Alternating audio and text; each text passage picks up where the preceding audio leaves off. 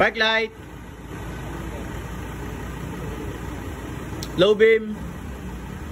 Fog lamp. High beam. Signal.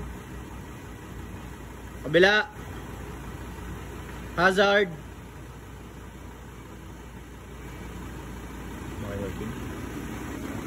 Dashboard error kung meron ba. Pa-check.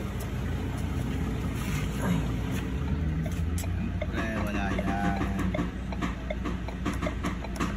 So ito pala ang before light output ng Everest natin. So ito, stock niya pa lang to. Sige boys, patay mo na natin ilaw. Low beam. So ang ulitin ko, stock na pa lang yan. Di ba namin siya nare-retrofit. High beam. And so ganyan siya kalakas. So mamaya tignan natin yung magiging different nito after natin siya ma-retrofit. So magiging setup ito mamaya is S1 projector. So syempre mga gagawa ng Everest natin na yan is si Lenny ng Davao, Tagalog na Tagalog, and si Jet Jet. Pati na rin yung bago nating recruit na si JB. So dito is tatanggalin nila yung bumper. Ayan, so silang tatlo ang gagawa nito. So mga ilang oras siya trabahuin niya, pinakasagad. 1 kalahating oras. Ayun, ganoon sila kayabang. So titibagin nila itong Everest na to ng 1 kalahating oras lang daw.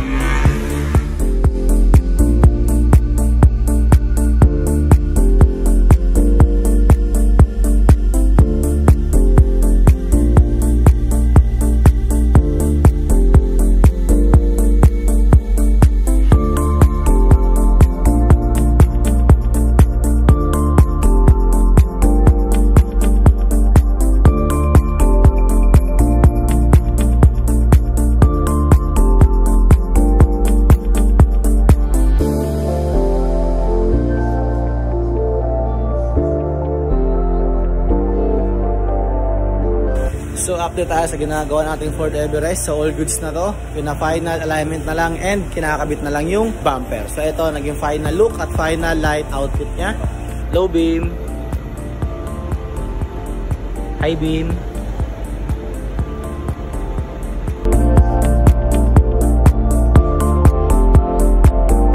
So ayun, magandang gabi sa lahat. So again, this is JM from Crazy Mode. So for today's video is ipapakita ko sa inyo ang magiging difference ng stock na light output ng Ford Everest ito versus sa S1 projector natin.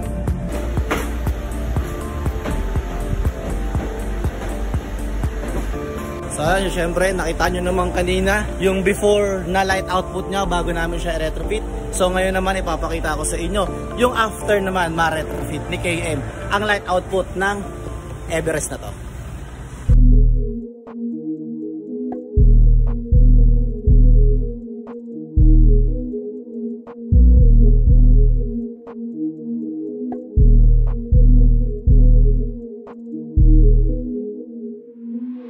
Park light, ito naman yung low beam niya.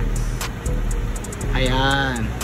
So kita-kita nyo yung difference kanina. Ito solid na talaga yung naging light output niya. Ang naging setup kasi nito is S1 natin na projector with Amber Demon Eye. So ito is low beam pa lang. Ito naman ang kanyang high beam. Ayan o. So hindi nyo lang napapansin, meron niyang bilog sa magkabilang gilid. Ayun po yung laser ng S1 natin. So lalabas na yung laser once na mag-high beam tayo.